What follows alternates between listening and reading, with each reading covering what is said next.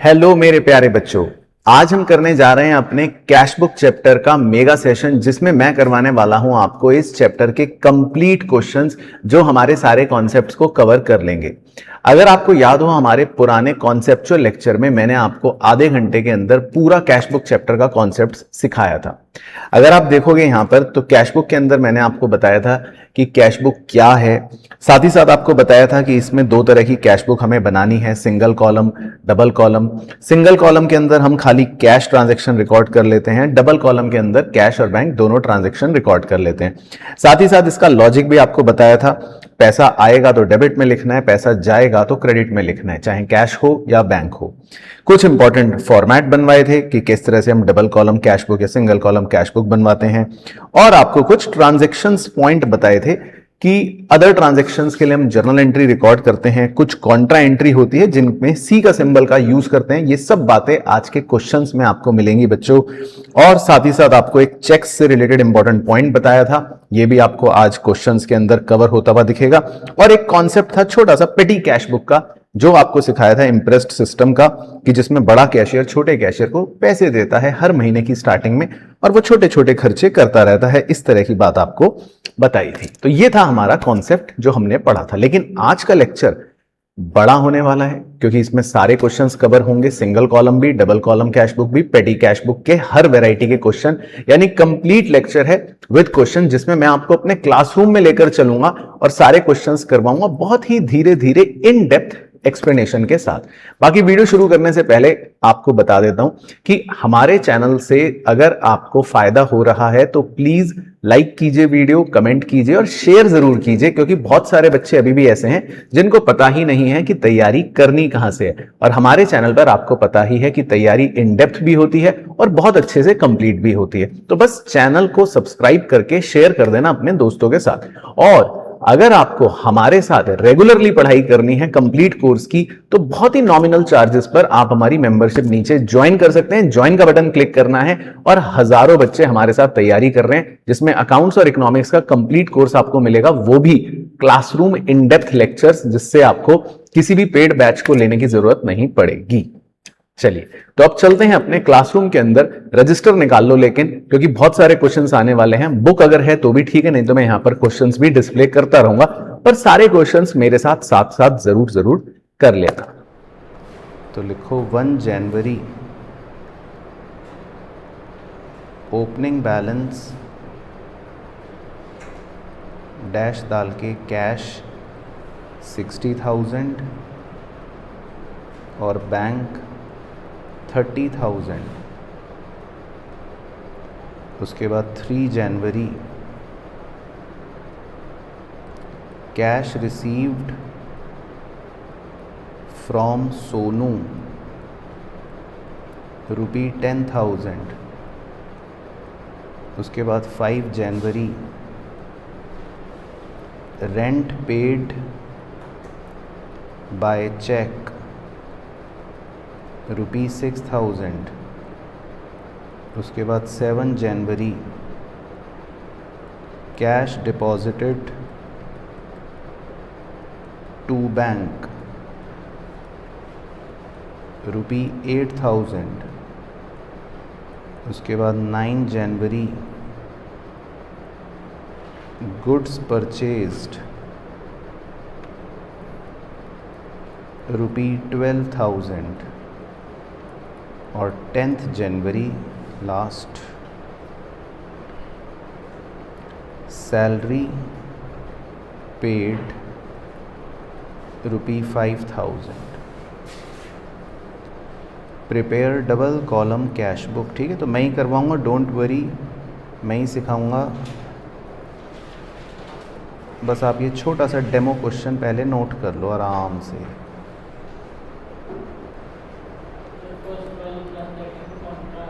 अच्छा, फिर लगाया दिमाग। जब टीचर कहता है दिमाग लगाओ तो बच्चा कहता है मैं नहीं लगाऊंगा। जब टीचर कह रहा है दिमाग नहीं लगाना, मैं चिपवाऊंगा, तो बच्चा कह रहा है ऐसे कैसे, मैं लगाऊंगा दिमाग। तो आपको दिमाग लगाना ही नहीं है जब तक मैं ना कहूँ। तो पहले तो मेरे बिल्कुल आदेशों का पालन करो, जैसे अर्जुन करता था द्रोणाचार्य के आदेशों का पालन। ठीक है, तो आपको अर्जुन बनना है या दुर्योधन? अर्जुन। तो अर्जुन वाले काम भी तो करो। तो पहले आप एक सुंदर सुशील ढांचा बनाओ जैसे मैं बना रहा हूँ। 1 2 3 4 5 6 7 8 9 10 11 12 लाइन होगा। Date, particulars, LF, cash, bank. Date, particulars, LF, cash, bank.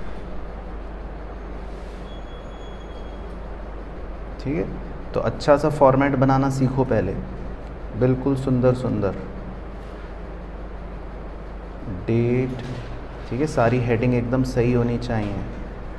Particulars, LF, फिर कैश, फिर बैंक।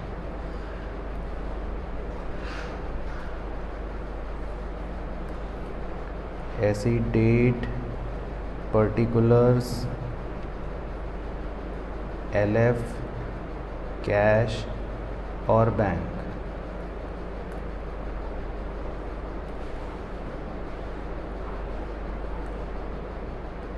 ठीक है, बाकी आपके समझने के लिए लिख देता हूँ ताकि बाद में आप भी परेशान ना हो और मैं भी परेशान ना हूँ।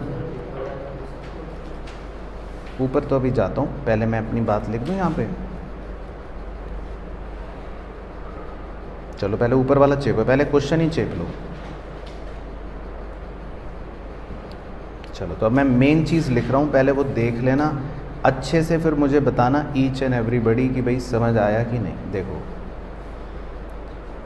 अगर कैश आया तो इस कॉलम में लिखूंगा। अगर बैंक में पैसा आया तो इस कॉलम में लिखूंगा। ठीक है, अगर कैश गया तो इस कॉलम में लिखूंगा, और अगर बैंक से पैसा गया तो इस कॉलम में लिखूंगा। पहले इस बात से आप बिल्कुल अच्छे से सहमत हैं? कोई भी मन में तनाव, स्ट्रेस तो नहीं है जो मैं लिख रहा हूँ इससे? पहले इसको डाइजेस्ट करो अच्छे से। हो गया डाइजेस्ट? देख लो अच्छे से, दोबारा रिपीट कर रहा हूँ मैं मॉरल रिस्पॉन्सिबिलिटी समझते हुए। ये लो, आंखें फाड़ के देखो बाज की तरह।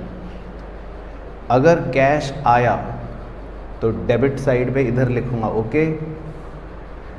अगर बैंक में पैसा आया तो भी डेबिट साइड में इधर लिखूंगा, ओके।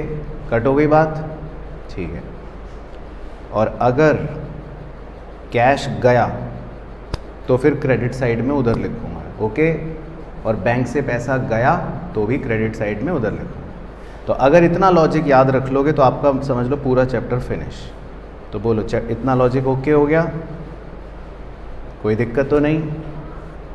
चलो, अब सबसे पहले ओपनिंग बैलेंस लिखना सीखो बिना किसी भी टेंशन के।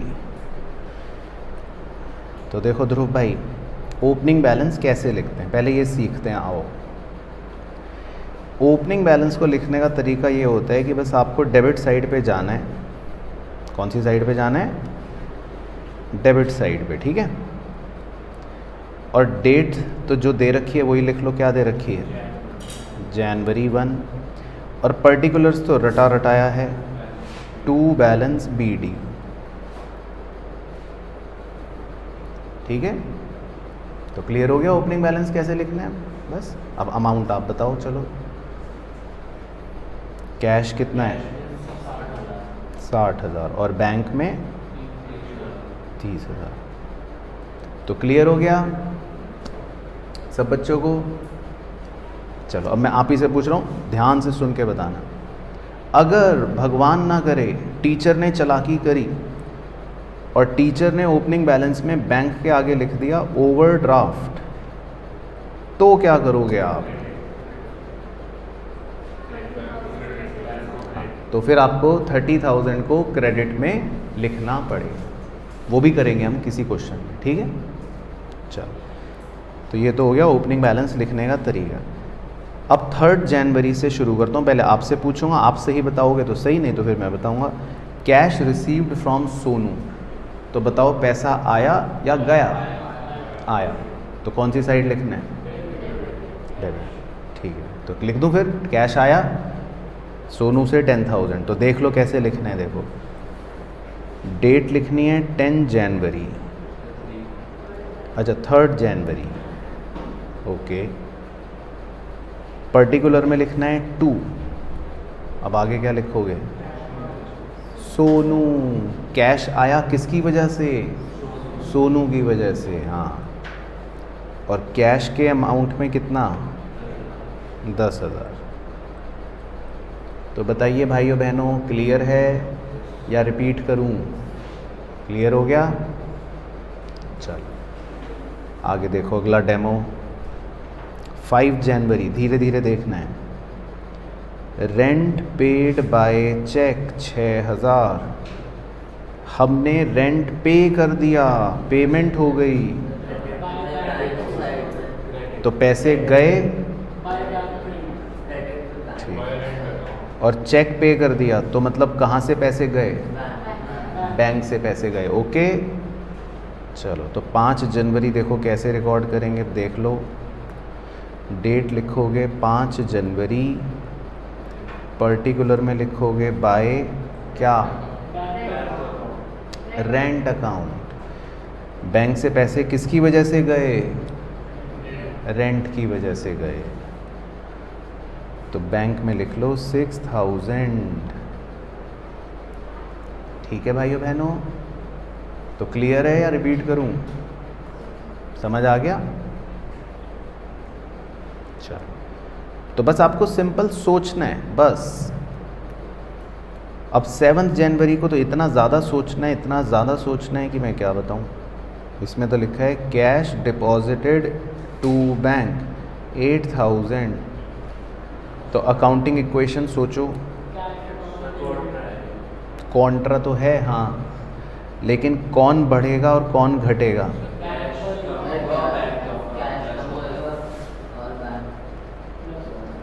ठीक है, तो पहले तो देखो सब बच्चे संतुष्ट हैं, बैंक में बढ़ जाएगा और कैश में कम हो जाएगा।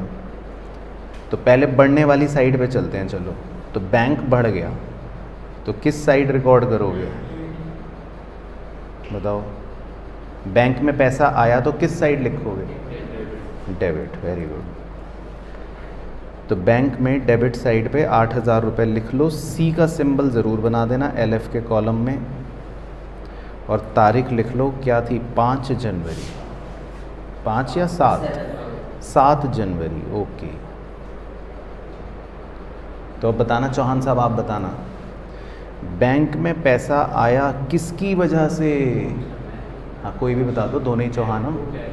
हाँ वेरी गुड, तो समझ गए बैंक में पैसा आया किसकी वजह से? कैश की वजह से। तो ये तो बैंक में पैसा आ गया। हाँ, अब तो दूसरा वाला तो पूछने जा ही रहा था। अब दूसरा कैश कम भी हो गया। अब कैश कम हो गया तो कौन सी साइड? Credit side, okay. तो देखो कैश कम हो गया, तो अब देखो क्रेडिट साइड पे लिखना है आपको। कैश में लिख लो 8,000 और LF में C का सिंबल ज़रूर बनाना है, और डेट लिख लो 7 जनवरी। अब कैश कम हो गया किसकी वजह से? Bank account, very good.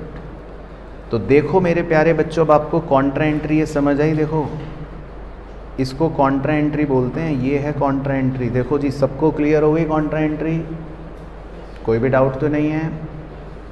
चलो अब आगे सोचते हैं। नेक्स्ट 9 जनवरी, गुड्स आपने परचेज करे, गुड्स आपने खरीदे, 12,000 रुपये दिए, तो बताओ पैसा आया या गया?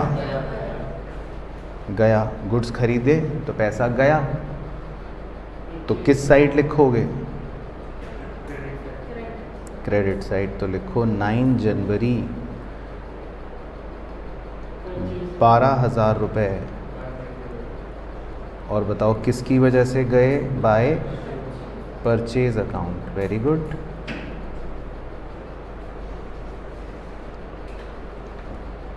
उसके बाद लास्ट लिखा है 10 जनवरी, सैलरी पेड, सैलरी पे कर दी, तो पैसे आए या गए? गए, तो कौन सी साइड? By salary account. चलो तो देखो बच्चों, इतना सा सोचने में कोई आपको तकलीफ हुई क्या? 5000 सॉरी, तो बताओ इजी है या मुश्किल? इजी है, बस आपको कॉन्सेप्ट याद रखना है, पैसा आएगा तो डेबिट साइड, पैसा जाएगा तो क्रेडिट साइड। तो ओके हो गया। चलो अब इसके बाद नेक्स्ट स्टेप क्या करते हैं हम? कास्टिंग करते हैं। तो पहले येलो कलर वाला कैश कॉलम का करते हैं, आ जाओ पहले कैश कॉलम की कास्टिंग करते हैं। तो डेबिट में तो है 60 और 10 70,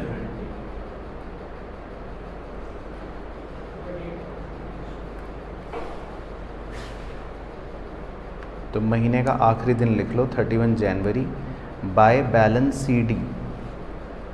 अब बताओ, अरे मालिक पहले एक तो कर लूँ, पहले एक करानी, दूसरे का सर पहले दूसरे का कर लो, कैश का तो पूरी कास्टिंग और बैलेंसिंग कर लूँ मालिक। तो पहले कैश की करवाओ बैलेंसिंग। अब कितना रुपए लिखूँ बैलेंस? 45। चलो ठीक है ध्रुव बाबू, अब बैंक की भी करवा दो, चलो तुम्हें चैन नहीं आ रहा था, तो बैंक की भी कास्टिंग करवा दो। चलो तो बैंक की कास्टिंग करो 38,000।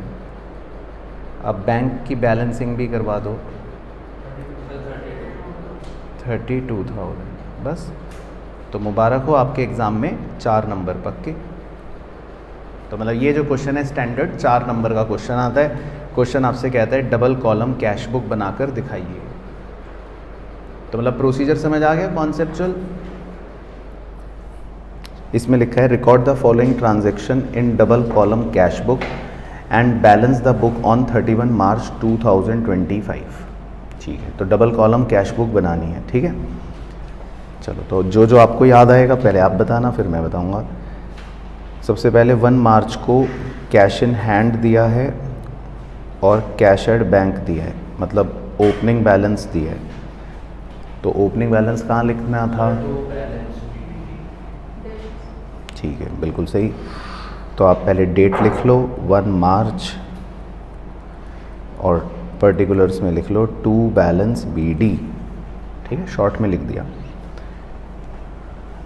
कैश कितना दिया है? कैश इन हैंड 12,750 और बैंक कितना दिया है? 72,400। बाकी आपको लॉजिक याद है या भूल गए?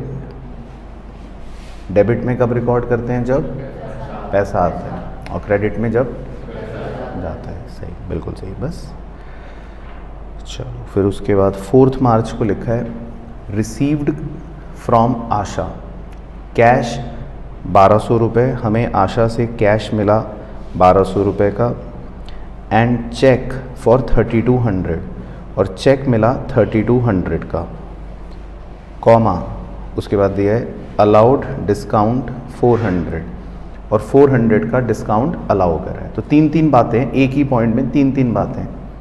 एक तो आशा से कैश मिला, तो बताओ कहाँ लिखेंगे? ठीक है, तो लिख लो 4 मार्च टू आशा, और कैश लिख लो 1200। फिर आशा से कितना चेक मिला? 3200, तो बैंक में लिख लो 3200, और उसके बाद लिखा है अलाउड डिस्काउंट 400, डिस्काउंट अलाउड बताओ, डिस्काउंट अलाउड की एंट्री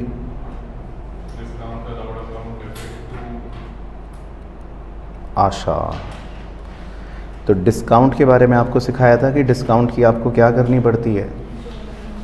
जर्नल एंट्री। तो कैश बुक के नीचे जर्नल एंट्री कर लो discount account debit to Asha 4 March. Exam में नरेशन भी करना, ठीक है, अभी खाली ड्रामा कर लो।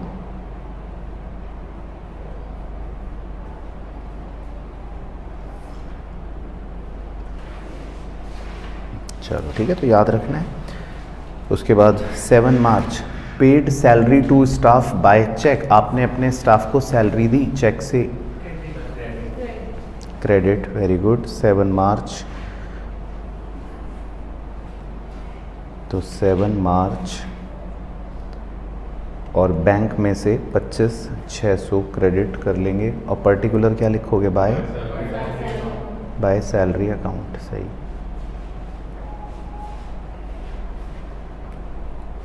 उसके बाद 9 March, withdraw cash from bank for office use, cash कम हो गया या बढ़ गया,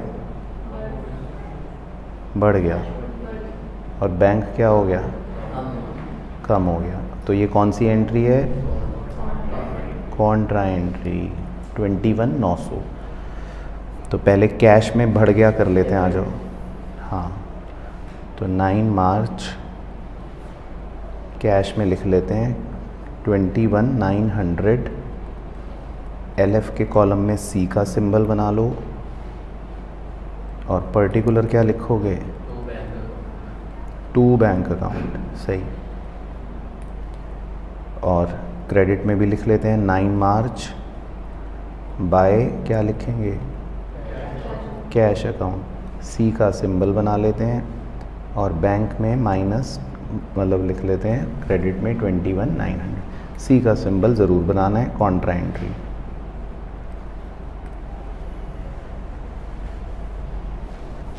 ठीक है, तो सबको समझ आ रहा है, कोई दिक्कत? उसके बाद next 12 March, interest paid by bank on bank balance, bank ने हमें इंटरेस्ट दिया, तो उससे क्या होगा,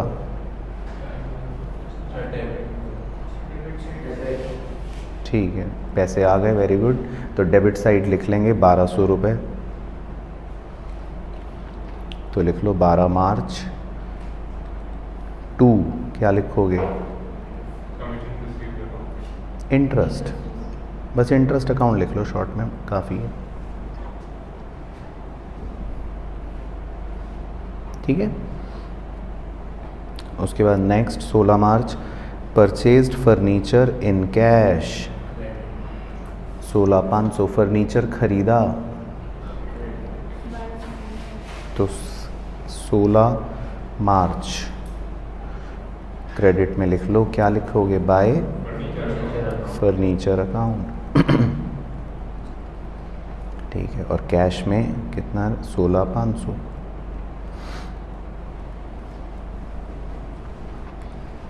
उसके बाद next 21 March, paid to Mohan by cheque और डिस्काउंट रिसीव्ड 900, तो मोहन को आपने चेक दे दिया 10,900 रुपये का, ठीक है, और डिस्काउंट रिसीव्ड है 100 रुपये। तो पहले पेड टू मोहन के बारे में बताओ, क्या होगा, क्रेडिट, वेरी गुड। तो 21 मार्च लिख लेते हैं, क्रेडिट, पर्टिकुलर क्या लिखोगे, बाय मोहन, और बैंक में 10,900,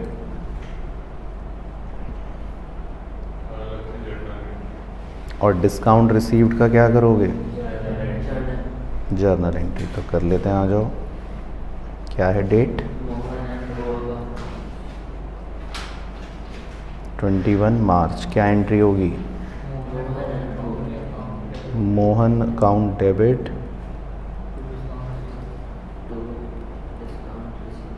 टू डिस्काउंट रिसीव्ड अकाउंट, ठीक। एग्ज़ाम में नरेशन भी कर देना, अभी ड्रामा कर लो।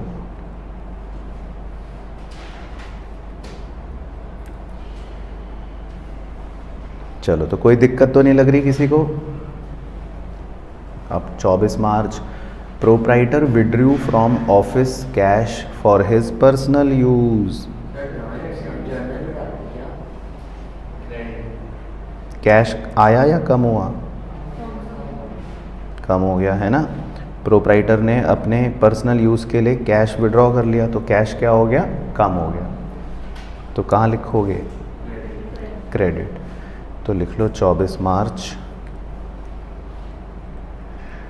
और कैश में से लिख लो 11,400। पर्टिकुलर क्या लिखोगे? बाय ड्राइंग्स अकाउंट, क्योंकि पर्सनल यूज़ है ना।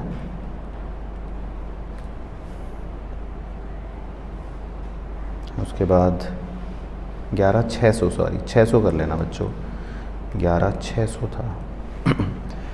उसके बाद next, sold goods to Manoj for cash, आपने मनोज को गुड्स बेच दिए कैश में,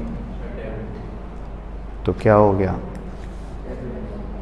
डेबिट, पैसे आ गए 14,800, 29 मार्च, तो लिख लो 29 मार्च, कैश में 14,800, और पर्टिकुलर क्या लिखोगे? To sales account.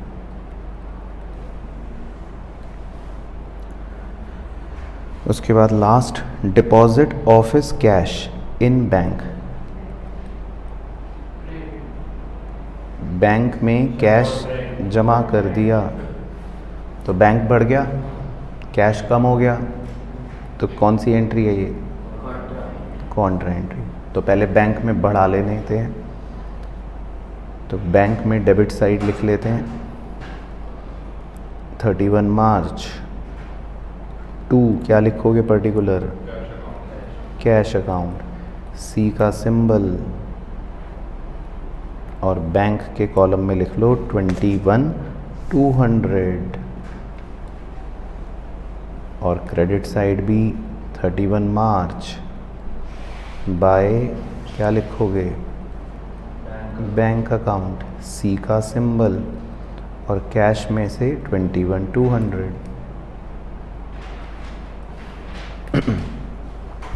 तो क्लियर हो गया सबको? चलो, अब मैथ्स में कौन बच्चा होशियार है? जो मैथ्स में तेज़ बच्चा है उसको बोलते हैं कि चलो कास्टिंग करो। चलो, तो यश कैश अकाउंट की कास्टिंग करोगे? सही सही, मतलब कैश वाले कॉलम की। चलो, तो कैश वाले कॉलम की मैं कर देता हूँ। कितना आ रहा है? 12,750 प्लस 1,200 प्लस 21,900 प्लस 14,800, तो ये आ रहा है कैश के कॉलम का, तो 50,650, 50,650। तो लिख लो, मुझ पे भरोसा कर लो। फिर कैश कॉलम की बैलेंसिंग कर लेते हैं बाय बैलेंस CD। तो माइनस कर देता हूँ 16,500 माइनस 11,600 माइनस 21,200, तो ये बच रहा है मेरा तो 1350। तो कैश के कॉलम का बैलेंस बच रहा है 1350। ओके भाइयों बहनों? अब बैंक के कॉलम का भी पहले कास्टिंग करो। बैंक का कॉलम 72,400 प्लस 3,200 प्लस 1,200 प्लस 21,200, तो बैंक के कॉलम का कास्टिंग आ रहा है 98,000। ठीक है, फिर 98,000 में से माइनस कर दो 25,600 माइनस 21,900 माइनस 10,900, तो बैंक के कॉलम का बैलेंस बच रहा है मेरा तो 39,600।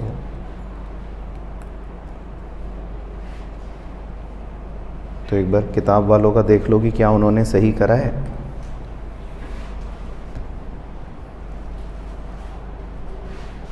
तो किताब वालों का देख लेंगे क्या उन्होंने सही निकाला है। तो किताब वालों ने भी सही निकाला है। ओके, तो क्लियर हो गया? कोई दिक्कत? मज़ा आया? हाँ, चेप के करने में तो मज़ा ही आएगा, और क्या। चलो, तो नेक्स्ट क्वेश्चन पे चलते हैं। नेक्स्ट क्वेश्चन पे एक स्टार लगा लो, ठीक है? तो ये एग्ज़ाम के लिए इम्पॉर्टेंट है। तो जब एग्ज़ाम के लिए करोगे रिवीजन तो ये वाला क्वेश्चन ज़रूर करना। क्वेश्चन नंबर 10 5, ये 10 है तो इसका नंबर लिख लो रजिस्टर में, क्वेश्चन नंबर 10। तो इसमें भी हमें कैश बुक के अंदर ट्रांजैक्शंस रिकॉर्ड करने हैं। तो पढ़ते हैं। सबसे पहला दे रखा है जनवरी 1 commenced business with cash. Okay, तो आपने बिजनेस कमेंस करा मतलब स्टार्ट करा, तो आप इसकी अकाउंटिंग इक्वेशन सोचो कि कैश बढ़ गया है ना, यही होता है। तो ये बाय बैलेंस कर रहे हो, बैलेंस कर रहे हो, बैलेंस बोल रहे हो, तो गाल पे 2-2 थप्पड़ लगाओ सब पहले तो बैलेंस कर रहे हो। ये बैलेंस नहीं है, ये आपने बिजनेस आज क्या करा है, स्टार्ट करा है। आपने आज बिजनेस क्या करा है, स्टार्ट करा है, तो इसको ओपनिंग बैलेंस नहीं कहते।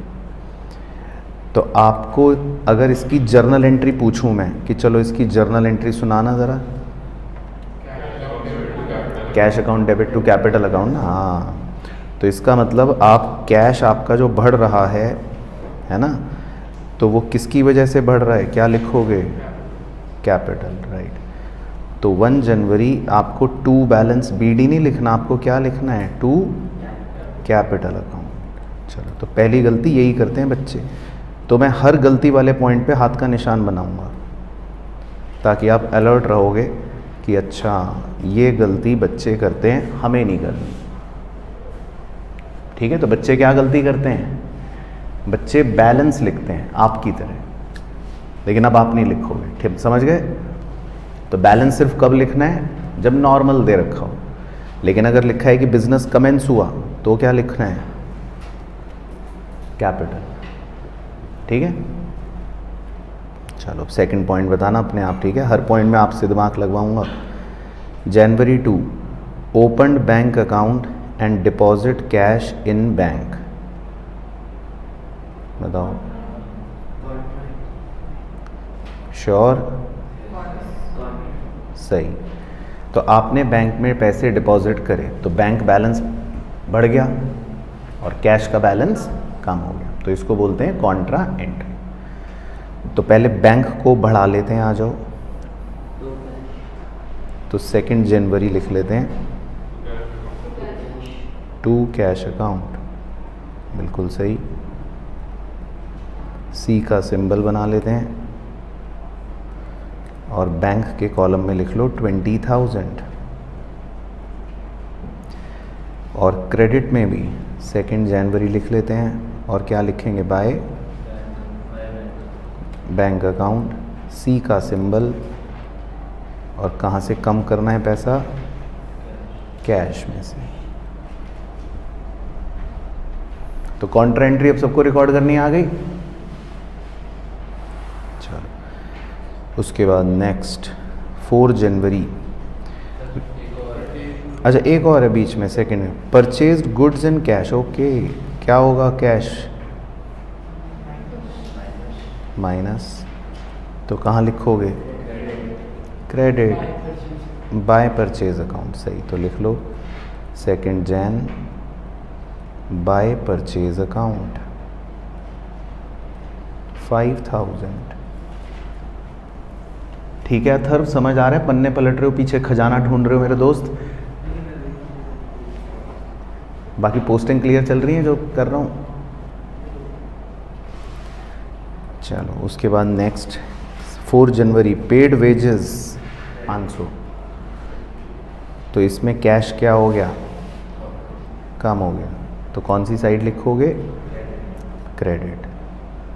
तो बोलो पर्टिकुलर अपने मुंह से, बाय वेजेस अकाउंट, सही, 500।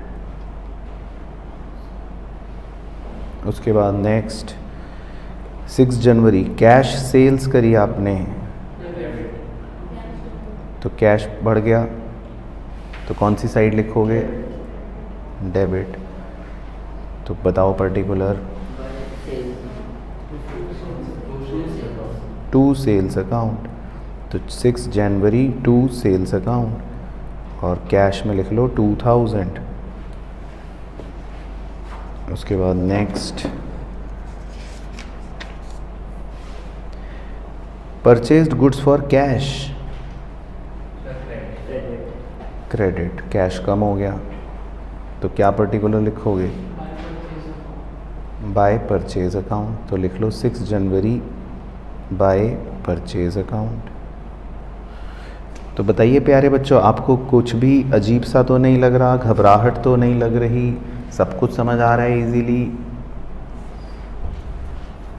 चलो उसके बाद नेक्स्ट, 10 जनवरी तो बहुत ही बड़ा पॉइंट लग रहा है, खतरनाक सा, तो धीरे धीरे करते हैं। पहले लिखा है sold goods of 4000 and payment received by cheque which is deposit in bank. ठीक है, बस पहले इतना ही करते हैं।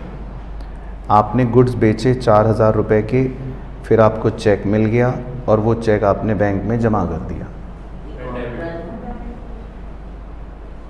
कॉन्ट्रा एंट्री, लगाओ गाल पे 2 थप्पड़। बैंक में पैसे आ गए ना, बस चेक मिला आपको, कैश तो है ही नहीं, बिल्कुल सही। आपने तो गुड्स बेचे और वो पैसे आपके बैंक में आ गए, तो टू सेल अकाउंट। हाँ, तो नशे में आपको नहीं रहना प्यारे बच्चों, नशे की अवस्था से बाहर आइए प्लीज़, नशा जानलेवा है। तो 10 जनवरी लिखना है टू सेल्स अकाउंट और बैंक वाले कॉलम में लिख लो 4000। तो क्लियर है? मुझे बता देना, देखो आप चुप रहोगे तो मैं मानूंगा कि आपको समझ आ गया। क्लियर है? कोई डाउट तो नहीं है? अब आगे की इंग्लिश पढ़ते हैं। Allowed cash discount 400। Very good. तो क्या है journal entry?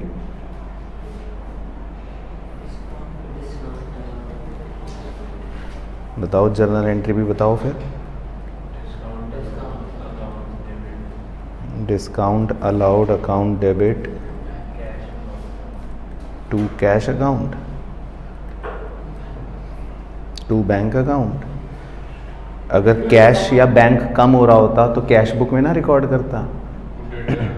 To debtor account. Very good भाई। डिस्काउंट अलाउ आप किस आदमी को करते हो? डेटर को, जिसको उधार पे सेल करते हो, डेटर। और क्या? 400 डिस्काउंट दे दिया।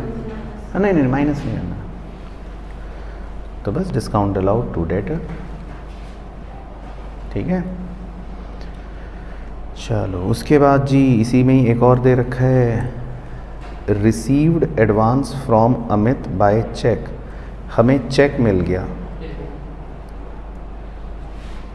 डेबिट, ठीक है, 6000 का। तो क्या लिखोगे पर्टिकुलर में? ठीक है, तो टू एडवांस अकाउंट 6000। ठीक है, ओके, कोई दिक्कत तो नहीं? तो बस सिंपल कॉमन सेंस करना है आपको, ज़्यादा दिमाग लगाओगे तो गलत होता है। 15 जनवरी पेड टू भास्कर, बताओ क्या हो गया? क्रेडिट, कैश कम हो गया है ना, तो क्रेडिट 15 जनवरी 2800। क्या लिखोगे? बाय भास्कर और लिख लो अमाउंट 2800, 2800। उसके बाद नेक्स्ट इसी के नीचे दे रखा है रिसीव्ड डिस्काउंट 200। जर्नल सुनाओ।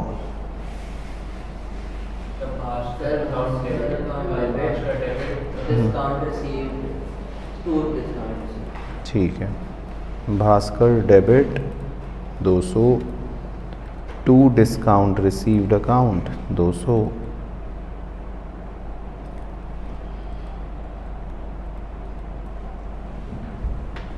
ठीक है, तो बस डिस्काउंट की एंट्री करते रहनी है।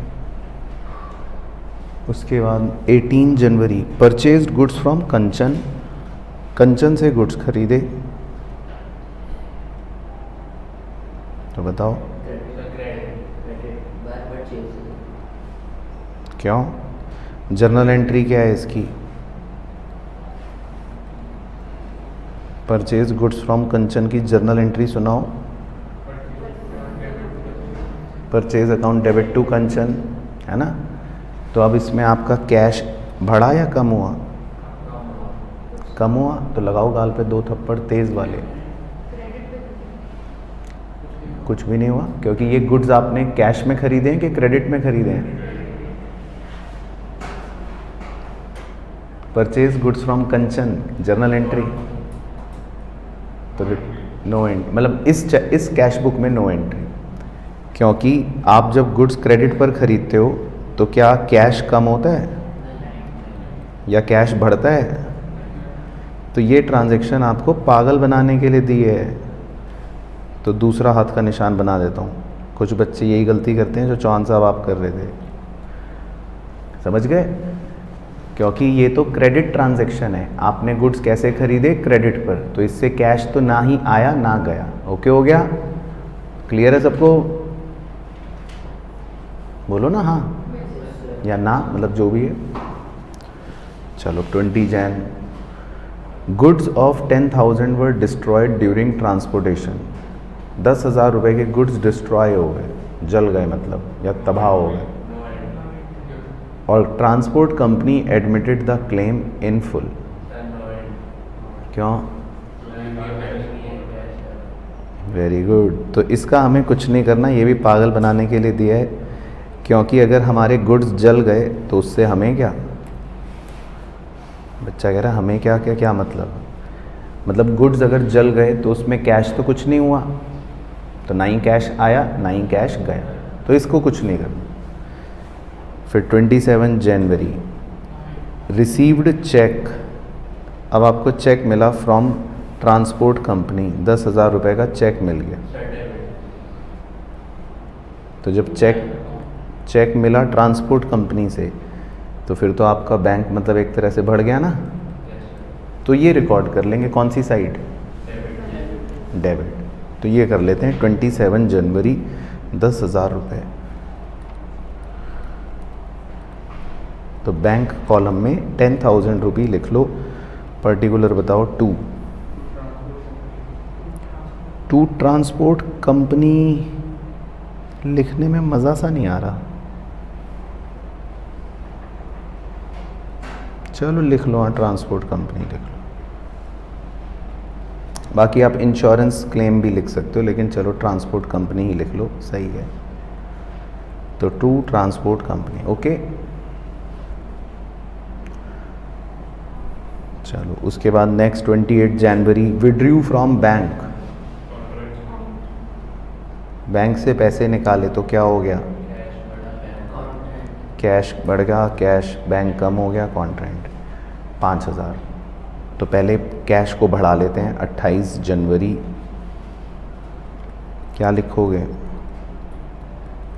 टू बैंक अकाउंट, सी का सिंबल और 5,000 रुपये। और क्रेडिट साइड पर भी 28 जनवरी बाय कैश अकाउंट, सी का सिंबल और बैंक में से गए 5,000। ठीक है। उसके बाद लास्ट, इशूड चेक दिया as advance to grand machine 50,000। 50,000 का चेक दे दिया, तो 50,000 का चेक दे दोगे तो बैंक में से क्या होगा? कम हो गया पैसा, क्रेडिट कर दो। तो 30 जनवरी क्या लिखोगे? बाय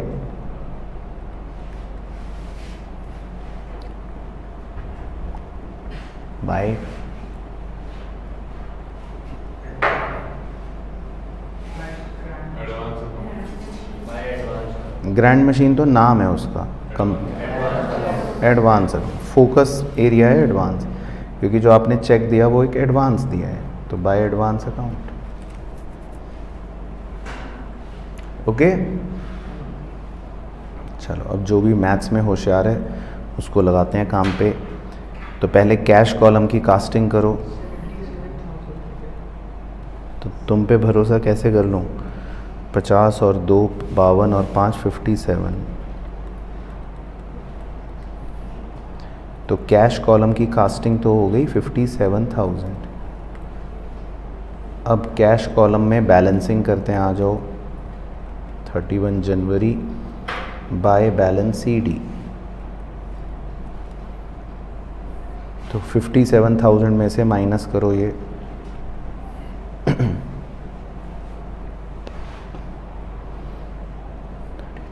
34,300। तो 34,300 माइनस कर दोगे तो बचेगा 22,700। तो ओके, कैश कॉलम में बैलेंस बच गया 22,700। तो लिख लो, मुझ पे भरोसा कर लो, आप अपना परेशान मत हो। अब बैंक कॉलम की कास्टिंग करते हैं। बैंक कॉलम में देखो कौन सी साइड बड़ी है।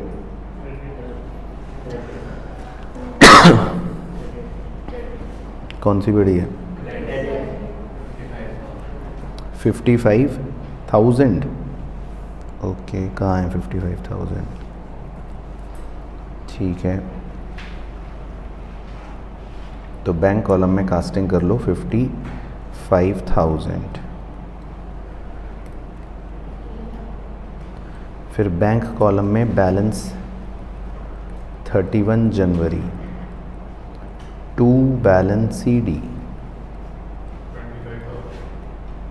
25,000। पक्का? 24, 30, 40, 15,000। हाँ, अब आपका ये आंसर किताब से देखो मैच नहीं कर रहा होगा, लेकिन हाँ वैसे 15,000 बच गए। बट समझ आ गया प्रोसेस पूरा? तो कोई भी दिक्कत पहले ओके होगी कहानी? चलो, अब किताब से क्यों नहीं मैच कर रहा वो भी बता देता हूँ, ताकि आपको घबराहट ना लगे ना, कल को आप ये ना सोचो कि ये क्या हो गया। हाँ, किताब वाले जो हैं वो जो 4,000 का गुड्स बेचा और हमें चेक रिसीव हुआ, तो हमने तो चेक माना 4,000 का ही रिसीव हो गया, लेकिन किताब वाले मान रहे हैं कि हमने अलाउ करा कैश डिस्काउंट 400, तो वो इसमें से 400 माइनस कर रहे हैं और कितना चेक ले रहे हैं? सिर्फ 36, जो आप कह रहे थे, है ना। तो अगर मैं इस फिगर को 3600 लिख लेता हूँ एक बार के लिए, आपको दिखाने के लिए लिख रहा हूँ, तो आप देखते रहना। तो 10 जनवरी वाली फिगर को 4,000 हटाकर 3600 अगर लिख लूँगा और फिर अपना बैलेंस निकालूँगा, तो बैलेंस अब मेरा आ जाएगा 15,400। तो फिर आपका बुक से भी मैच कर जाएगा, ठीक है। तो वो सिर्फ इस पॉइंट की वजह से अलग डिफरेंस आ रहा था। तो हमने मान लिया था चेक 4,000 का है, पर किताब वाले मान रहे हैं कि चेक कितने का है? 3600 का। तो आप ये भी कर सकते हो, कोई टेंशन की बात नहीं है। तो क्लियर हो गया? चलो जी, तो लास्ट क्वेश्चन पे चलते हैं। ये भी आप मार्क कर लो, इम्पॉर्टेंट क्वेश्चन, एग्जाम के लिए अच्छा क्वेश्चन है। क्वेश्चन नंबर 11, इसमें भी डबल कॉलम कैश बुक ही बनानी है। चलो, तो इसमें पहले मैं सोच रहा हूँ आपको मौका दिया जाए, है ना, 2 क्वेश्चन से आप छेप रहे हो। तो क्वेश्चन नंबर 11 जो है मैं स्क्रीन पर लगा देता हूँ, पहले आप ट्राई करना 5 मिनट, फिर मैं आपके साथ ज्वाइन करता हूँ। चलो, तो पहले मैं ट्रांजैक्शन का एनालिसिस कर रहा हूँ। सबसे पहले 1 अप्रैल दिया है opening balance of cash in hand, ठीक है। तो ये तो आप डेबिट साइड पे लिख लोगे टू बैलेंस BD, राइट। लेकिन दूसरा दे रखा है opening balance of bank overdraft, तो इसको फिर आप क्रेडिट साइड पर लिखना, क्योंकि ये बैंक ओवरड्राफ्ट है। तो ये आपको शुरू में पहले लेक्चर में सिखाया था, क्योंकि बैंक ओवरड्राफ्ट जो होता है आपको क्रेडिट साइड पर लिखना है। बाकी सोल्ड गुड्स, तो कैश बढ़ गया। हाँ, अब देखो लिखना, मेरे को ये नहीं बताना क्या लिख रहे हो, ठीक है। मैं डेबिट क्रेडिट नहीं सुनूंगा, मैं सिर्फ क्या सुनूंगा? पैसा आया या गया, ठीक है। इतना एनालिसिस करवा रहा हूँ, डेबिट क्रेडिट अपने आप सोचना। फिर 3 April sold goods against cheque and paid, हाँ पैसा आया, और कौन से में ये भी बताओ? बैंक में, हाँ डेबिट। फिर बोले ज़बान निकाल दी जाएगी। डेबिट क्रेडिट नहीं बोलना है, ताकि बाकी बच्चे खुद दिमाग लगाएं। आपको सिर्फ क्या बोलना है? या तो पैसा आया या गया।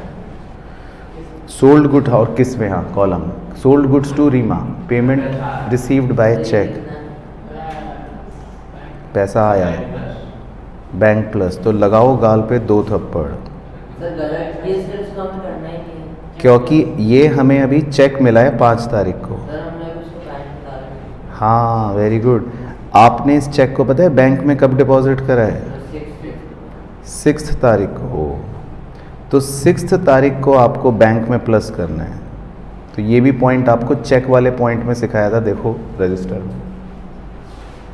तो 5 तारीख को आपको कुछ नहीं करना, 5 तारीख को आपको सिर्फ चेक मिला है, लेकिन वो चेक आपने जमा कब करा बैंक में? 6 तारीख को। तो चेक वाले पॉइंट में देखना, उसमें आपको लिखवाया था। चलो उसके बाद 6 अप्रैल, राम पेड बाय चेक। तो बोलो क्या हुआ?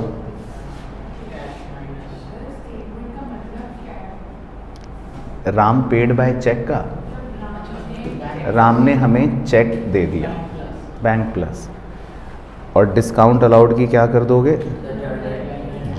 चलो ठीक है। 7 April, bought goods from Rahul, paid him by check.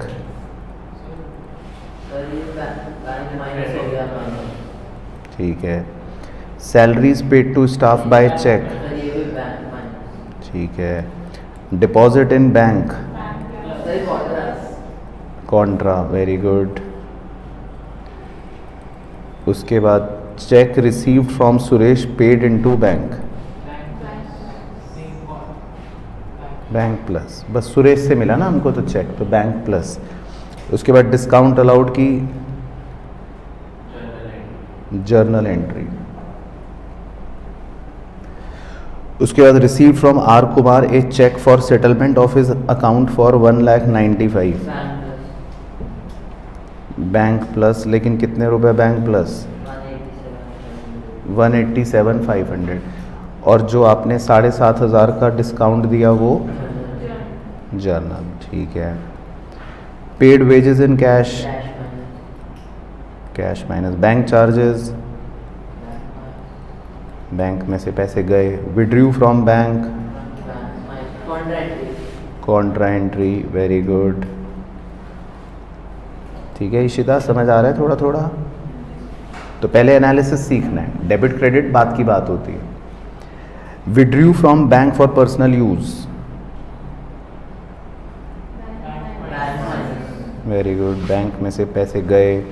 Paid electricity bill by cheque, very good, bank minus. Issued a cheque to Sudha as advance, bank minus. Bank collected interest received on investment, very good, bank plus. चलो ठीक है। तो अब और दे रहा हूँ आपको 5 minute. अब प्लस माइनस कर दिया एनालिसिस पूरा, तो प्लस का मतलब कौन सी साइड? डेबिट, और माइनस मतलब क्रेडिट।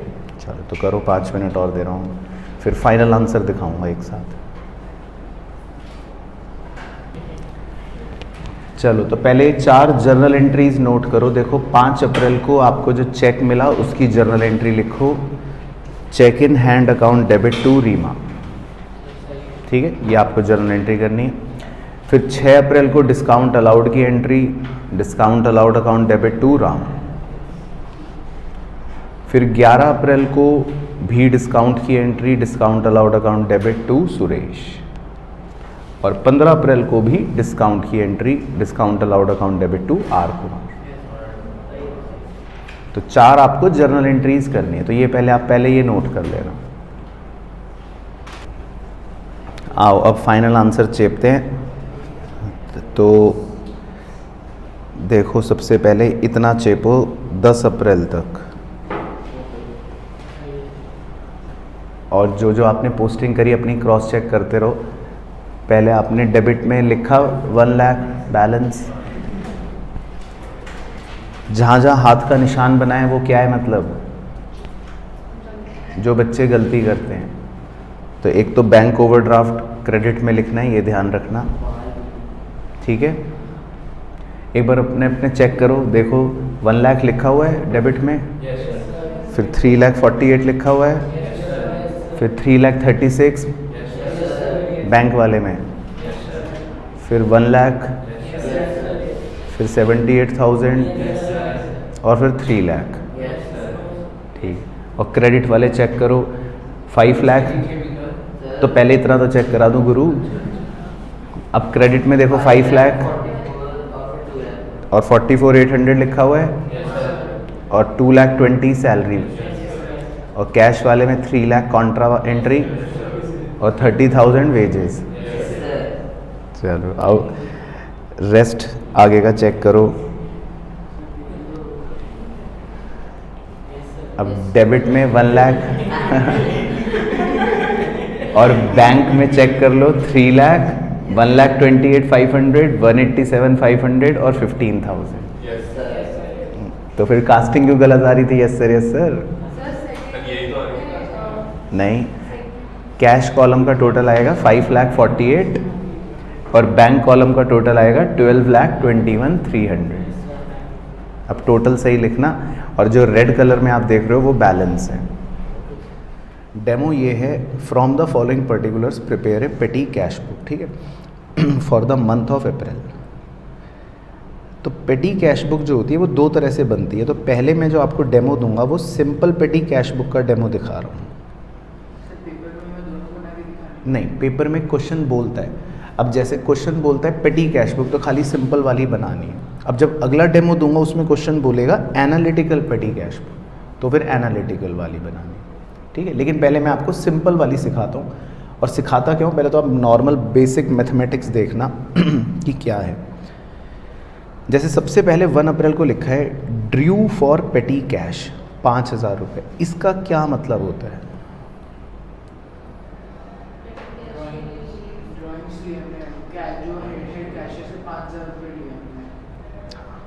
हाँ, मतलब ड्राइंग्स नहीं है, तो यही सिखाना था।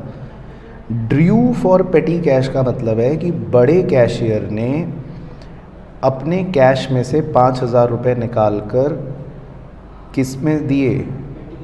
पेटी कैश में दिए, छोटे कैशियर को दिए, ये मतलब है। तो इस लाइन का मतलब होता है बड़े कैशियर ने 5,000 रुपये निकाल कर किसको दिए? छोटे कैशियर, पेटी कैशियर को दिए। तो इसको लिखते इस तरह से, ड्रू फॉर पेटी कैश। ड्रू मतलब निकालना, तो बड़े कैशियर ने पैसा निकाला, लेकिन किस लिए निकाला? फॉर पर्सनल यूज़ नहीं लिखा। आप ड्राइंग बोल रहे थे, पर्सनल यूज़ कहाँ लिखा है?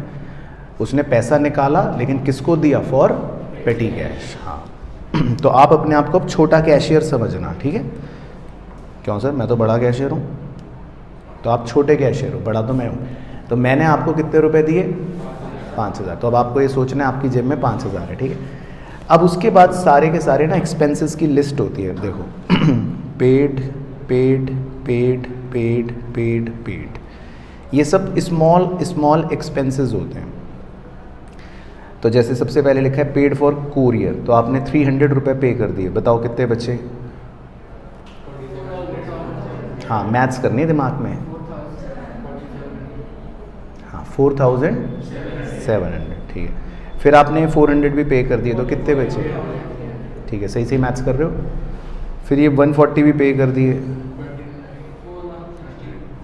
फिर ये 200 भी पे कर दिए। करो मैथ्स, कितने बच्चे छोटे कैशियर? जल्दी बताओ, नहीं तो पगार काटूंगा। 3,960। फिर ये 100 रुपये भी पे कर दिए, और फिर ये 300 भी पे कर दिए। ठीक है, तो पक्का श्योर? तो आपके पास कितने रुपए बचे हैं छोटे कैशियर के पास? 3,460 श्योर या 560? 560। देखो गलत हुआ तो पगार कटेगी। 560, चलो ठीक है। अब नीचे लिखा है, देखो नीचे की इंग्लिश पढ़ना। If the imprest amount is 5,000, imprest amount समझ गए क्या बोलना चाह रहे हैं? Show what amount the petty cashier would be entitled to draw in the beginning of next month. 1540। ठीक है, तो देखते हैं। अब देखो ये तो आपने दिमाग लगा लिया, ठीक है। अब इसको बनाते कैसे हैं पेटी कैश बुक को? पहले सिर्फ डेमो देखना, आपको नहीं बनाना, सिर्फ चेक करना है कैसे बनाते हैं। मैं दिखाता हूँ आपको, देखो पहले इतना दिखाता हूँ। तो देखो इसमें रिसिप्ट का कॉलम जो होता है वो बहुत छोटा सा होता है। तो सबसे पहले फर्स्ट कॉलम देखना, इसका नाम क्या लिखा है, अमाउंट रिसीव्ड। तो हम इसमें लिखते हैं 5,000 रुपये। तो आपको बड़े कैशियर से कितने रुपए मिले, 5,000। फिर डेट का कॉलम होता है और पर्टिकुलर में हम लिखते हैं टू कैश अकाउंट, या फिर आप इसकी जगह टू मतलब बैंक अकाउंट भी लिख सकते हो, मतलब दोनों लिख सकते हो, कुछ भी लिख सकते हो। तो आपको कितने रुपए रिसिप्ट हो गए, 5,000। ठीक है। बाकी एलएफ का कॉलम बेकार है, कैश बुक फोलियो का कॉलम बेकार है, वो तो ऐसी है फॉर्मेलिटी के लिए, उसको छोड़ दो। हाँ, वाउचर नंबर भी बेकार है। तो मतलब बेकार कॉलम कौन कौन से हैं, वो सिर्फ ड्रामा करने के लिए बनाने। हाँ बस, तो ये बेकार है वैसे। नहीं, स्कूल में क्यों नहीं बनाने, टीचर बहुत जूते मारेगी। वैसे बेकार है, वैसे बेकार है का मतलब है कि करने के लिए कुछ नहीं है, लेकिन ड्रामे तो करने हैं आपको। हाँ, तो ये नहीं कि बेकार है का मतलब है कि बनाने नहीं है, बनाने हैं लेकिन करना कुछ नहीं है। अच्छा, अब आपके पास कितने रुपए हो गए, 5,000। अब जितने भी आप पेमेंट्स करते रहते हो, जो जो आप एक्सपेंस करते हो वो लिखना है। देखो 3 अप्रैल को क्या लिखा है, बाय कोरियर एक्सपेंस 300 पे कर दिया, फिर बाय 400 पे कर दिया, बाय कार्टेज 140 पे कर दिया, बाय कोरियर एक्सपेंस 200 पे कर दिया, बाय सन्ड्री एक्सपेंस, है ना। आप जितना भी पे करते रहोगे वो यहाँ पर लिखते रहोगे। और महीने के लास्ट में मंथ एंड पर देखो क्या लिखा है, बाय क्या कितने बच गए, देखो 350। तो आपने यही बताया था, तो देखो सही बताया था आपने, 3560। तो समझ आया। तो अब अगले महीने जब स्टार्टिंग होगी तो बड़ा कैशियर उसको कितने रुपए देगा, देखो दिखाता हूँ। पहले तो आपके पास जो बैलेंस बचा उसको लिख दिया 3560, है ना। अब बड़ा कैशियर आपको अब कितने रुपए देगा, 1440, ताकि आपके पास टोटल अब वापस से कितने बन गए, 5,000। फिर आप अगला महीना फिर से सेम काम करते हो। तो मतलब ये पेटी कैश बुक जो होती है ये बस हर महीने ऐसे ऐसे ऐसे ऐसे चलती रहती है। तो इस सिस्टम को बोलते हैं इम्प्रेस्ड सिस्टम। और इस 5,000 रुपये को क्या बोलते हैं, इम्प्रेस्ड मनी या इम्प्रेस्ड अमाउंट। तो फोकस आप करो कि पेटी कैश बुक बनाते कैसे हैं, उसके फॉर्मेट पे फोकस करो।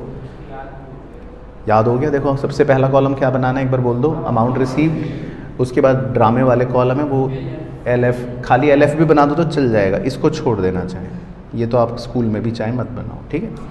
उसके बाद डेट, पर्टिकुलर, फिर वापस से एलएफ, इसको भी छोड़ देना, और अमाउंट डेट। तो क्लियर हो गया। सिंपल पेटी कैश बुक में क्या बनाना है, काम वैसे कहीं नहीं आता एलएफ तो, लेकिन हाँ हम फॉर्मेलिटी के लिए बना देते हैं। अब इसमें तो वो फॉर्मेलिटी में कॉन्ट्रा एंट्री भी नहीं होगी तो कुछ भी काम नहीं आएगा। हाँ लेकिन ठीक है, बना दो ड्रामे करने के लिए। बट क्लियर हो गया पहले सिंपल पेटी कैश बुक मत बनाओ। हाँ बहुत मौत आ रही है ना बनाने में तो मत बनाओ, ठीक है। तो कॉन्सेप्ट ओके। अच्छा, ये तो होती है सिंपल पेटी कैश बुक। लेकिन अब मैं आपको डेमो दिखाता हूँ। अब देखो एक और डेमो, इसमें लिखा है प्रिपेयर, क्या लिखा है, एनालिटिकल पेटी कैश बुक। तो एग्ज़ाम में ऐसे हेडिंग के साथ आएगा कि एनालिटिकल पेटी कैश बुक बनानी है। तो हम भी अभी डेमो के साथ क्वेश्चन जब करेंगे बाद में तो आपको बनवाऊंगा, लेकिन एनालिटिकल पेटी कैश बुक का मीनिंग क्या होता है वो समझा देता हूँ। देखो एनालिटिकल पेटी कैश बुक में हम क्या करते हैं, हम जितनी भी पेमेंट्स करते हैं ना, हर पेमेंट का एक अलग कॉलम भी बनाते हैं। क्या बोला मैंने, हर पेमेंट का अलग कॉलम भी बनाते हैं। तो अभी बताऊंगा क्या है वो अलग कॉलम्स, लेकिन पहले एक बार डेमो देखते हैं। सबसे पहले लिखा है जनवरी 1 रिसीव्ड फॉर पेटी कैश 10,000। तो बताओ ये क्या है,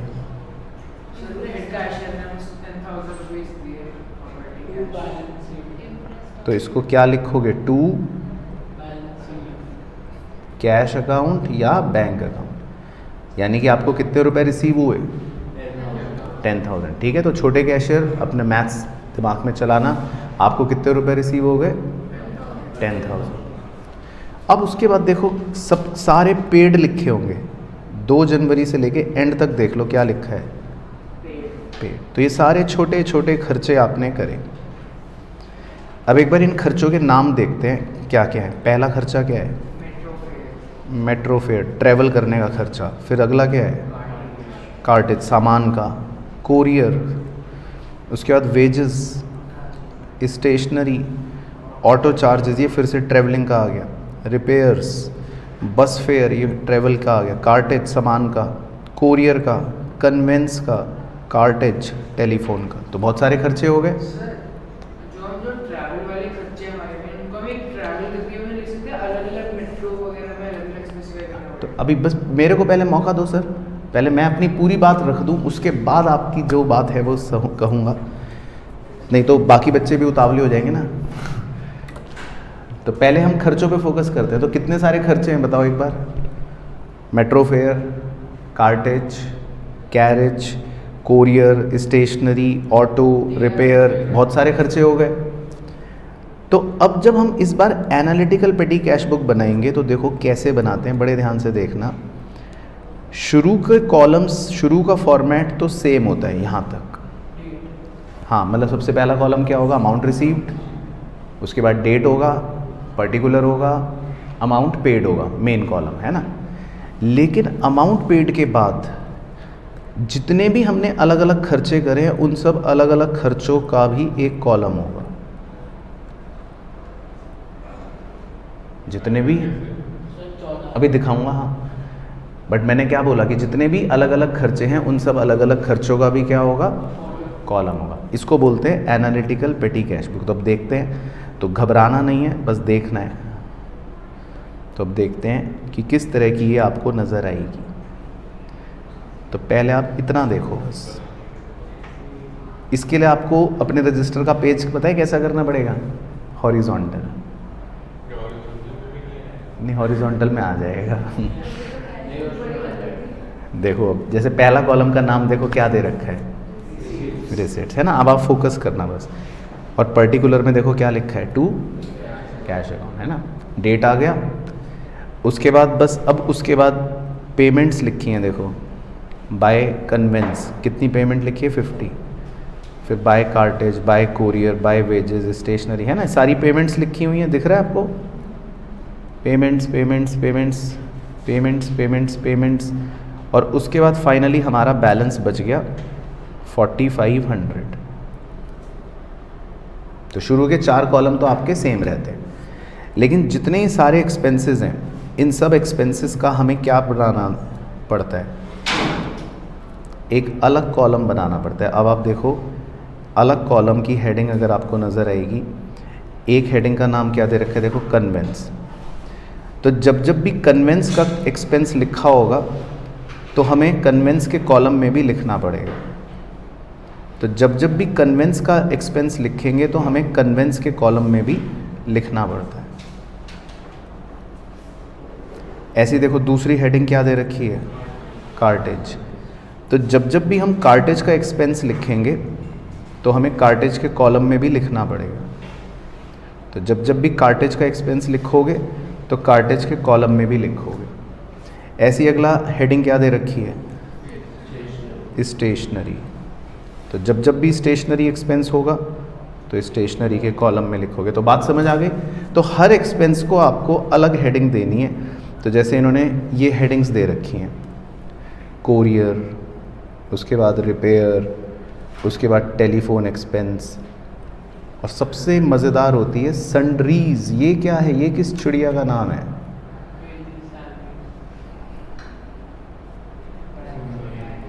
सन्ड्रीज का मतलब होता है कि जैसे मान लो आपको अब हेडिंग देने में दिक्कत महसूस हो रही है ना, आपको लग रहा है तो बहुत सारे कॉलम बन गए यार, तो आप इस सन्ड्रीज का मतलब होता है एक तरह से जो हम एटसेट्रा नहीं कर देते, एटसेट्रा, कि भाई जो बच गए वो सब, उसको बोल देते हैं सन्ड्रीज। तो देखो इस कॉलम में जैसे आपको ये 600 रुपये वेजेस के नज़र आ रहे हैं, क्योंकि इनको वेजेस का कॉलम बनाने में दिक्कत आ रही होगी तो इन्होंने इसको क्या नाम दे दिया? सन्ड्रीज। तो सन्ड्रीज में आप कोई भी एक्सपेंस लिख सकते हो अगर आपको दिक्कत आए तो, और नहीं तो आपको उसी का नाम लिखना पड़ेगा। तो जैसे टेलीफोन एक्सपेंस लिखा है तो उसी का नाम लिखो, वो भी डाल सकते हो। लेकिन ऐसा नहीं कि बच्चा कहता, बच्चा ओवर स्मार्ट बनता है, कहता सर मैं एक काम करता हूँ सबको मिलाकर एक ही कॉलम बना देता हूँ सन्ड्रीज तो फिर टीचर भी कहेगी आओ मैदान में सन्ड्रीज करने, वो स्टार्टिंग के 2 बना था जिसमें सेंटेंस उसके बाद सीधा सन्ड्रीज लिख देंगे। बेटा टीचर भी पढ़ के बैठी है, टीचर ऐसा नहीं है कि टीचर को नहीं पता ये बातें। हाँ तो वेजेस के लिए क्या सन्ड्रीज बनाना, लेकिन ये सिखाने के लिए बताया कि अगर आप फंस जाओ तो बना सकते हो, तो वैसे आप फंसोगे नहीं, स्पेस कम हो जाए या कहीं इमरजेंसी हो जाए तो फिर आप सन्ड्रीज हेडिंग डाल सकते हो। ठीक है, तो लेकिन इसको देखो, इसको क्या बोलते हैं, एनालिटिकल पेटी कैश बुक। तो अब याद करते हैं, आ जाओ। तो पहले सिंपल वाली बताओ, सिंपल वाले में 4 कॉलम कौन कौन से बनाने हैं, अमाउंट रिसीव्ड, डेट मेन, हाँ पर्टिकुलर और अमाउंट पेड, है ना। और एनालिटिकल में देखो वही रिसिप्ट मतलब डेट, पर्टिकुलर और अमाउंट पेड, 4 तो वही बना लो। नहीं वाउचर नंबर छोड़ो ना, नहीं 4 तो बनेंगी ना, देखो रिसिप्ट, काउंट करो दोबारा, डेट, पर्टिकुलर और टोटल, ये 4 तो बनेंगे ही बनेंगे। ठीक है, सिंपल में भी और एनालिटिकल में भी। अब एनालिटिकल में इन चारों के अलावा और कौन सा बन जाएगा, जो एक्सपेंस होंगे, जो जितने भी एक्सपेंस होंगे उतने कॉलम हम और बना लेंगे। और अगर लगेगा कि रजिस्टर छोटा पड़ रहा है तो सन्ड्रीज लिख देंगे। ठीक है, चलो तो हम करके देखते हैं क्वेश्चन, बुक का क्वेश्चन करते हैं, आ जाओ।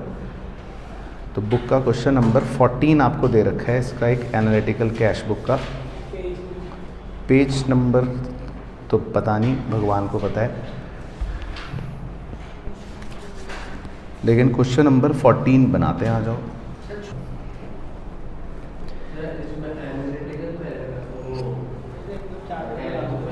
तो अब देखो क्वेश्चन हमेशा ना इसलिए पढ़ना चाहिए, क्वेश्चन में लास्ट लाइन पढ़ो क्या लिखा है, प्रिपेयर एनालिटिकल पेटी cash book and draft the journal entries. तो वो भी मैं ही कराऊंगा, डोंट वरी। लेकिन हाँ वो एक बार देख लेते हैं, पहली लाइन पढ़ लेते हैं, वो बहुत ज़रूरी है। A petty cashier in the firm received, बताओ आपको कितने रुपए मिले, 15,000 as the petty cash imprest on, कौन सी तारीख को मिले, 4 जून 2024। उसके बाद अगर आप देखोगे तो नीचे आपको सब पेड मिलेगा। देखो conveyance charges, wages, bus fare, stationery, है ना, sent documents to head office by registered post, postage stamp, repair, electricity bill, wages, taxi fare, है ना, ये फिर से पोस्ट का खर्चा, लॉक्स परचेज्ड, रिफ्रेशमेंट्स। तो काउंट करो कितने एक्सपेंस हो गए, एक कन्वेंस हो गया, दूसरा वेजेस हो गया, तीसरा 13, बस फेयर को वो ले लेते हैं चलो, ट्रैवल, ठीक है। चौथा स्टेशनरी हो गया, 5वां पोस्ट हो गया, पोस्टेज स्टैम्प भी पोस्ट ही हो गया, ठीक है, तो ये सेम ही हो जाएगा। फिर 6ठा रिपेयर हो गया, इलेक्ट्रिसिटी बिल 7 हो गया, वेजेस तो चलो ऊपर आ ही चुका 2 में, टैक्सी फेयर भी ट्रैवल ही हो गया, वेरी गुड, पोस्ट वो भी हो गया, लॉक परचेज्ड, चलो एक सन्ड्रीज बना लेंगे 8th, और रिफ्रेशमेंट भी सन्ड्रीज में ही डाल देंगे। ठीक, तो समझ गए आप खेल। चलो तो अब आप अपना रजिस्टर हॉरिजॉन्टल कर लो। तो लिखते हैं एनालिटिकल पेटी कैश बुक,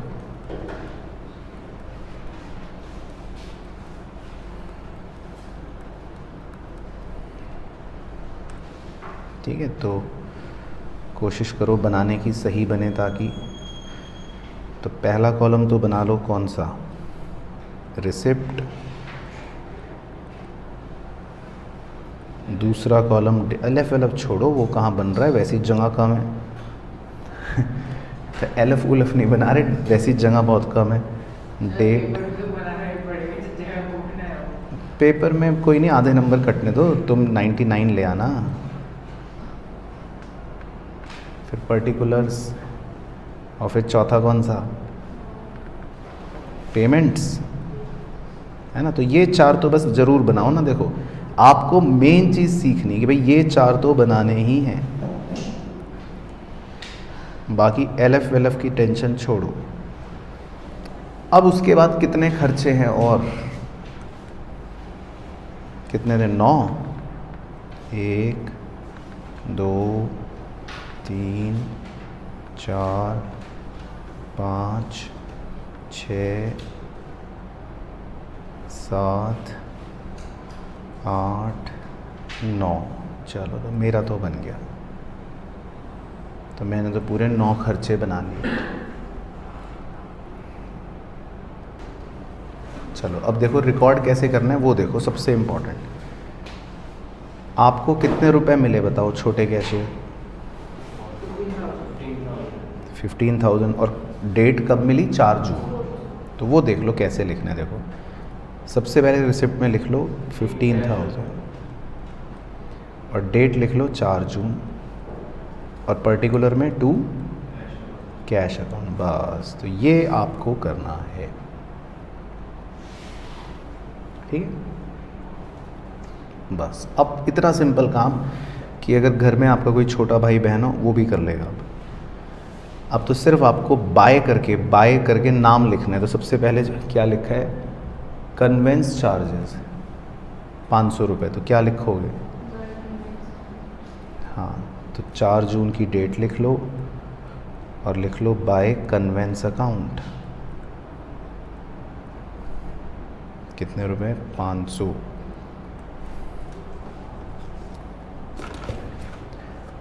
अब कॉलम का नाम भी अब बना सकते हो। पहला खर्चे का नाम क्या बना लो, कन्वेंस, या जिसको हमने ट्रैवल कहा था, मतलब ये ट्रैवल या कन्वेंस हो गया, इसमें लिख लो 500। ठीक है, तो क्लियर हो गया जी। अब देखो अगला एक्सपेंस क्या है, 4 जून वेजेस 1500। तो क्या लिखोगे, बाय वेजेस अकाउंट 1500। तो अगले खर्चे का नाम लिख लो वेजेस और आगे लिख लो 1500।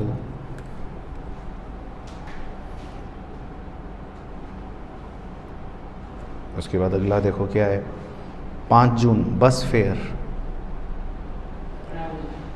हाँ मतलब ट्रैवल नाम दिया था, मतलब वैसे तो लिख लो बाय बस फेयर, है ना। और लिख 200 रुपये, किस में ही लिख लोगे 200 रुपये को भी। अब बताओ अलग से बनाओगे बस फेयर या कन्वेंस में ही ले लो, कन्वेंस मतलब ट्रैवल ही होता है ना, कन्वेंस मतलब ट्रैवल। उसके बाद देखो अगला, स्टेशनरी परचेज्ड, 1000 रुपये की स्टेशनरी खरीदी। तो क्या लिखोगे, बाय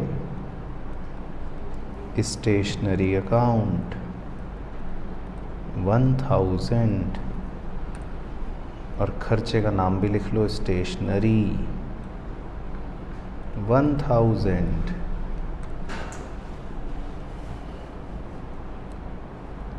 तो कोई भी दिक्कत तो नहीं लग रही, क्लियर है।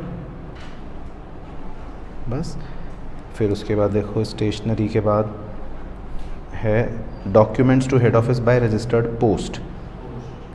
हाँ तो इसको लिख लेते हैं बाय पोस्टेज कर लेते हैं, या पोस्ट का थोड़ा बेहतर शब्द हो गया। 6 जून बाय पोस्टेज 400, और एक्सपेंस में भी नाम दे दो पोस्टेज और उसमें लिख लो 400। हाँ लेकिन बनानी तो है ही, ईजी तो है ही। उसके बाद फिर से 6 जून पोस्टेज 1000। तो देखो इस बार भी बाय पोस्टेज 1000 और पोस्टेज का ऑलरेडी बना हुआ है, उसी में लिख लो 1000। ठीक है, तो आपको ये नहीं सीखना कि मुझे लिखना आ गया, आपको हाथ सेट करना है ताकि एग्ज़ाम में अजीब सा ना लगे, है ना। तो लिखना है, पूरा बनाना है। अब 7 जून को लिखा है, देखो रिपेयर ऑफ प्रिंटर 400, तो क्या लिखोगे? बाय रिपेयर अकाउंट 400 और एक्सपेंस का नाम क्या लिख लेंगे? रिपेयर 400। ठीक है, चलो उसके बाद आप अब देखो बुक से, अब आप देख के बताना, ठीक है। अब बुक से आप देखो, अगले एक्सपेंस का नाम क्या है? पेड इलेक्ट्रिसिटी बिल, कितना? 1700, है ना। ये रहा देखो 7 जून पेड इलेक्ट्रिसिटी बिल, तो इसको क्या लिख लोगे? बाय इलेक्ट्रिसिटी अकाउंट 1700 और एक्सपेंस का नाम भी लिख लो इलेक्ट्रिसिटी 1700। उसके बाद नेक्स्ट है वेजेस पेड 400 8 जून, तो बताओ 8 जून को क्या लिखोगे? बाय वेजेस अकाउंट 400 और एक्सपेंस वेजेस देखो बना हुआ है दूसरा कॉलम, ठीक है, तो उसी में लिख लेना। उसके बाद टैक्सी फेयर 500, हाँ, तो 8 जून बाय फेयर अकाउंट 500 और इसको कन्वेंस में ही लिख लो, है ना, क्योंकि ये भी कन्वेंस ही हो गया। उसके बाद 8 June letter sent by registered post, by postage 1000, by postage 1000 और पोस्टेज का बना हुआ है कॉलम, बना हुआ है 4th कॉलम 1000। उसके बाद लॉक्स परचेज्ड 800, तो मेरे पास तो है कॉलम की जगह, तो मैं तो बाय लॉक्स लिख लूँ 800, ऊपर मेरे पास जगह है ना, तो मैं लॉक्स लिख लेता हूँ कॉलम में 800। उसके बाद रिफ्रेशमेंट टू कस्टमर 200, तो बाय रिफ्रेशमेंट कॉलम है ही 200, तो एक्सपेंस का नाम भी लिख लेते हैं रिफ्रेशमेंट 200। बस सन्ड्रीज की ज़रूरत ही नहीं पड़ी, ख़त्म हो गया। अब इसको क्लोज़ करना सबसे इम्पॉर्टेंट है, तो वो कैसे करेंगे बताओ?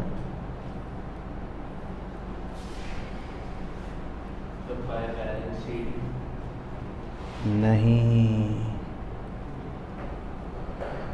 क्लोज कैसे करेंगे, वही तो मेन चीज़ है।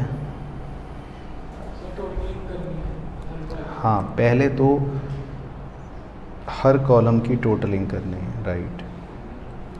आखिरी कॉलम खाली है, वो हटा देता हूँ, चलो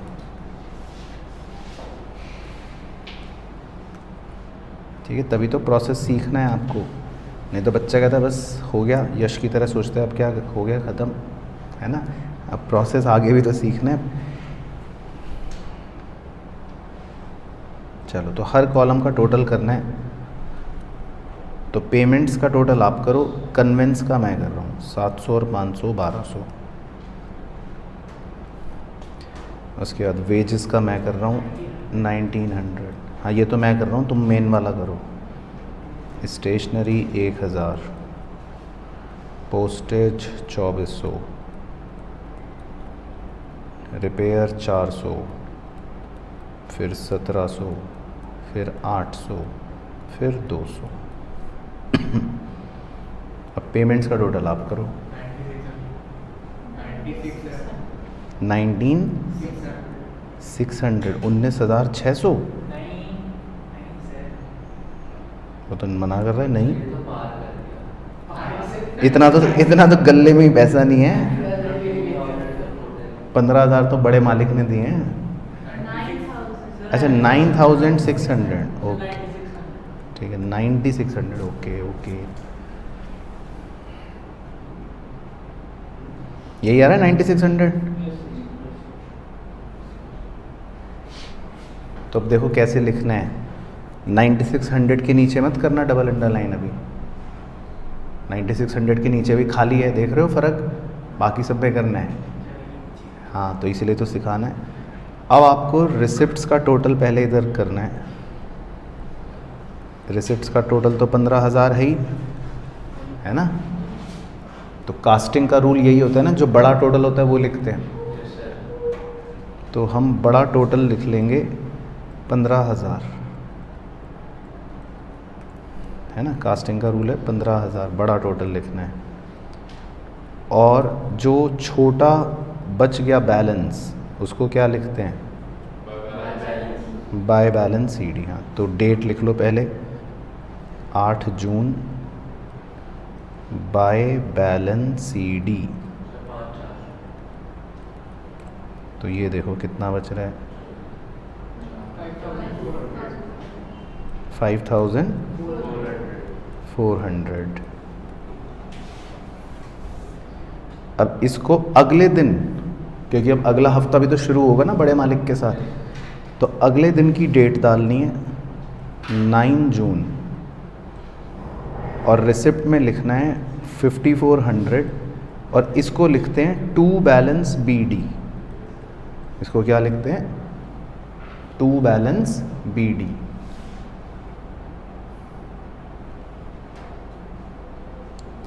अब बताओ 9 जून को बड़ा मालिक कितने रुपए भेजेगा आपको, टू कैश अकाउंट 9,600, ताकि आपके पास वापस से कितने बन गए 15,000। हाँ फिर क्लोज करते हैं। तो ऐसे करके दिखाना पड़ता है, क्योंकि हम लिख तो दिया इधर रिसिप्ट में, रिसिप्ट है ना, क्योंकि ये पेमेंट नहीं है, रिसिप्ट में लिखना है। तो ध्यान से लिखना है, इसीलिए मैं कह रहा हूँ आपको ये सीखना ज़्यादा इंपॉर्टेंट है, क्लोजिंग कैसे हो रही है। बच्चा सोचता है बस लाइनें बना दी सीख लिया मैं चैम्प लाइनें तो कोई भी बना लेगा, लेकिन 5,400 बैलेंस बच रहा है ना। फिर वो next day balance brought down की तरह लिखना है और फिर बड़ा मालिक आपको और कैश भेजेगा, तभी तो इम्प्रेस्ड मनी 15,000 बन गया ना। अच्छा अब क्वेश्चन ने कहा था जर्नल एंट्रीज करके दिखाओ, है ना, ये भी तो कहा था। और क्या, यही तो क्वेश्चन ने क्या बोला था, देखो ये 1 नंबर का है, तुम्हें क्या करना है,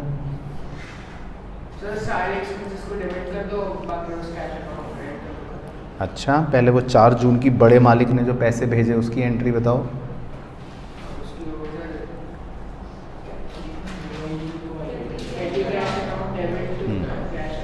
सही, तो लिख लो 4 जून की डेट डाल के petty cash account debit to cash account.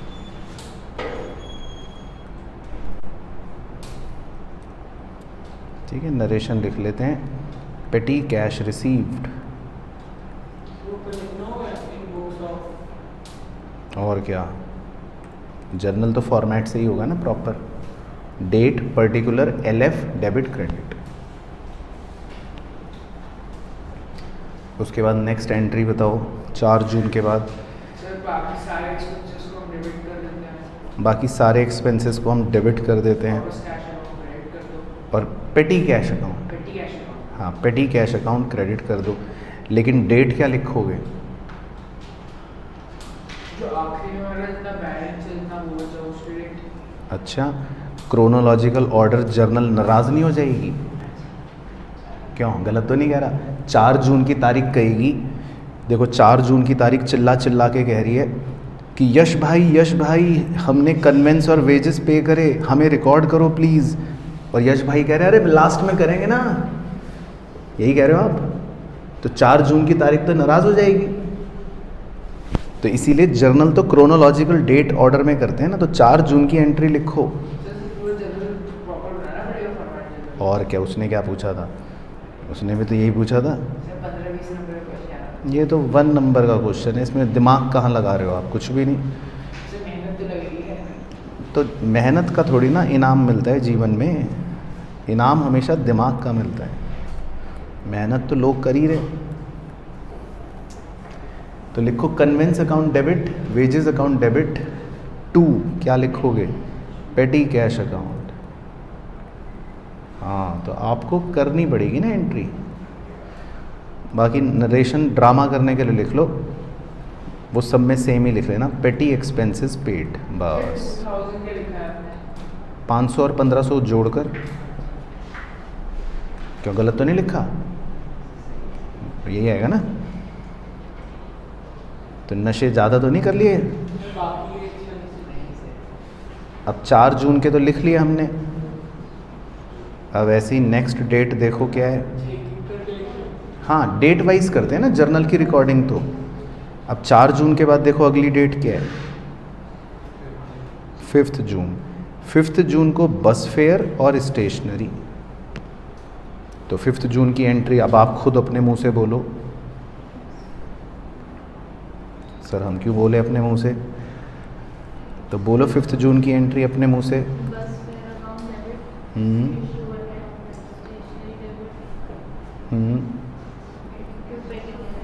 हाँ, तो लिख लो answer, bus fare account debit 200, stationery account debit 1000 और 2 क्या लिखोगे? पेटी कैश अकाउंट, हाँ 1200। उसके बाद 6 जून की भी आप बताना। अब देखो 6 जून को, हाँ ऊपर भी पोस्ट नीचे भी पोस्ट, तो बस पोस्टेज अकाउंट 1400 एक साथ ही कर दो, है ना। तो 6 जून को आपका काम आसान हो गया, पोस्टेज अकाउंट डेबिट 1400, 2 पेटी कैश अकाउंट 1400, वेरी गुड। तो प्रोसेस आपको छोड़ना नहीं है, ये ध्यान रखना है। उसके बाद देखो 7 जून, 7 जून को क्या क्या है? हाँ ठीक है, सही, 400 और 1700। तो लिख लो 7 जून को repair account debit 400, electricity account debit 1700, 2 पेटी कैश अकाउंट 2100। उसके बाद 8 जून को तो आतंक हो जाएगा। तो 8 जून को क्या आतंक है?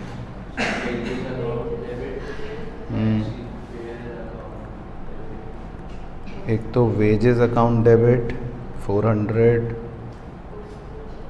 उसके बाद टैक्सी फेयर अकाउंट डेबिट या फेयर अकाउंट डेबिट कुछ भी लिख लो 500, फिर पोस्टेज अकाउंट डेबिट 1000, फिर लॉक्स अकाउंट डेबिट 800, फिर रिफ्रेशमेंट अकाउंट डेबिट, इसको सन्ड्री एक्सपेंस भी कह सकते हैं वैसे,